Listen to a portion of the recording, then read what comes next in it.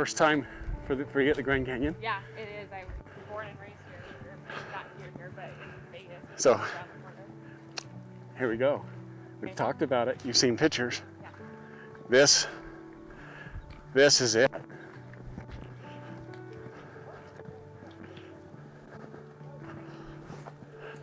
Oh my Lord.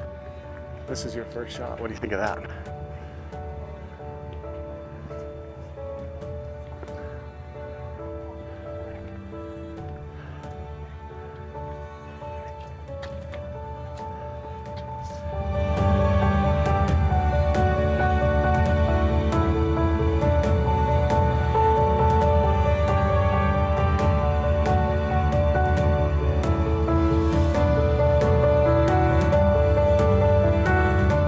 And this is where we come, and there's usually not a lot of people here, and we actually watch the sun light up every single layer. And it's pretty fantastic.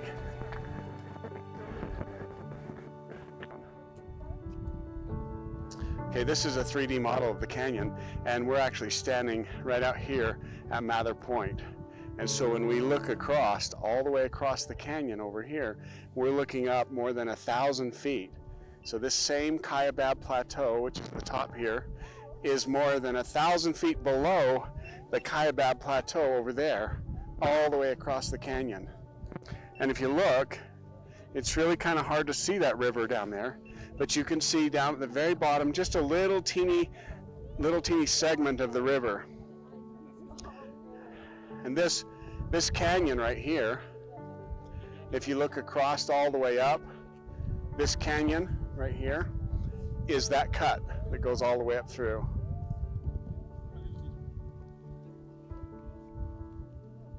So if you look at the very top of this canyon, that's the Kaibab Plateau up there. That's the white layer. The white layer is all limestone, and it would have been the last layer that formed, and in that layer are fossils, because these sea animals that began to grow and form in that layer were fossilized. So the Kaibab, that's the whole white layer that's above that. And if we look right over here, we can see this whole area right here, this big giant section. This is all the Kaibab limestone. And if we look up close, the stuff we're standing on right here, except the concrete, of course, the stuff we're standing on, this is limestone right here. This is the Kaibab limestone.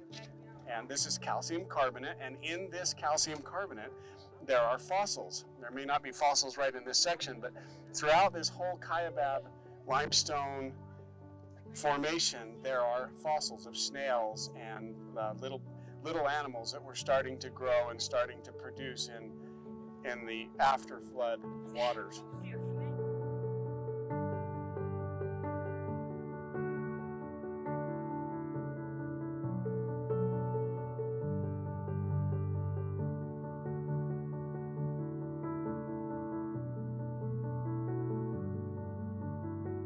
You can remember the Grand Canyon layers by the mnemonic, know the canyon history, study rocks made by the flood.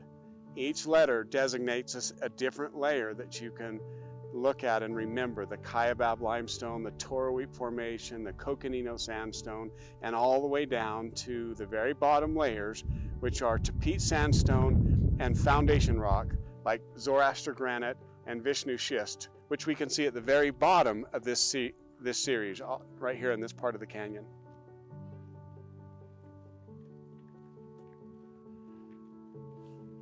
So you stand here and you look out at that point and you look across. It's so big, it's so magnificent. It's really hard to imagine how this whole thing formed in so short a time.